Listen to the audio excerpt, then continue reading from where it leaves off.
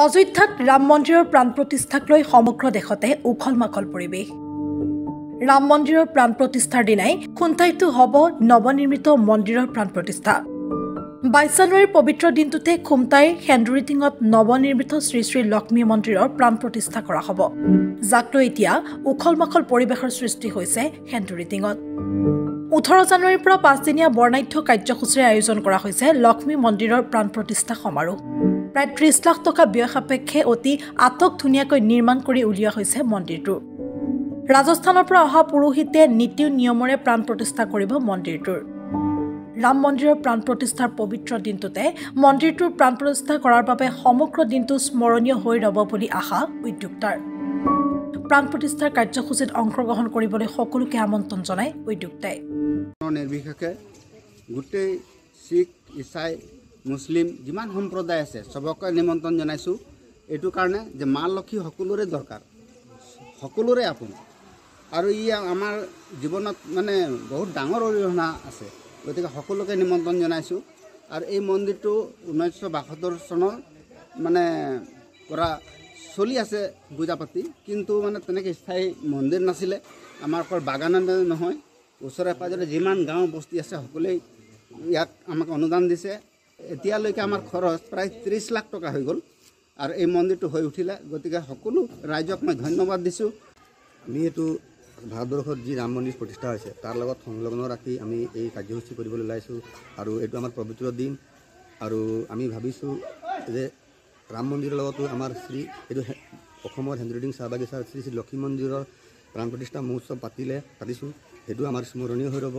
ইয়াৰ জৰিয়তে আমি ওচৰৰ পাজৰৰ সকলো ভক্ত প্ৰাণ ৰাইজক আমি আমাৰ প্ৰাণ প্ৰতিষ্ঠাত নিমন্ত্ৰণ জনাইছোঁ। চবেই ব্যস্ত হৈ আছে, গোটেই সমগ্ৰ ৰাইজ ব্যস্ত হৈ আছে।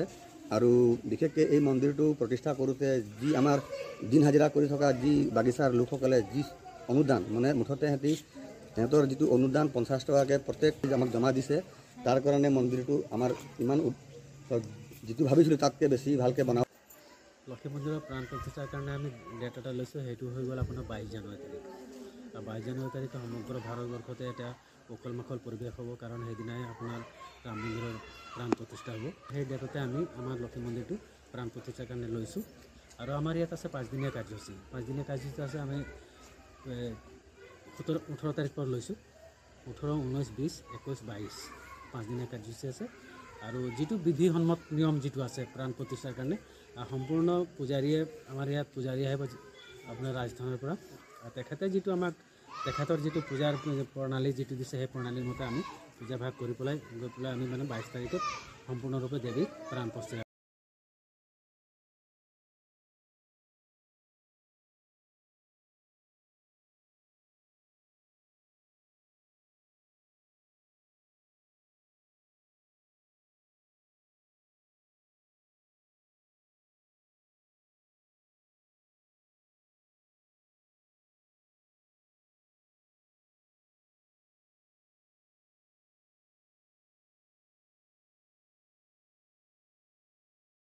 নিবিৰ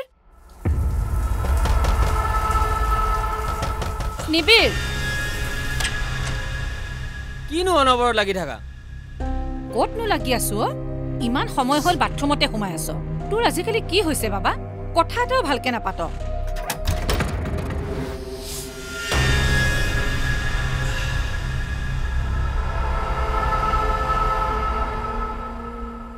নিচাসক্ত ব্যক্তিক নিচামুক্ত কৰাৰ বাবে যোগাযোগ কৰক। ৰাষ্ট্ৰীয় টোল ফ্ৰী নম্বৰ 1800-1100-31। জিলা প্ৰশাসন আৰু জিলা সমাজ কল্যাণ বিভাগ, কামৰূপ মহানগৰ, অসম চৰকাৰৰ দ্বাৰা জনহিতাৰ্থে প্ৰচাৰিত।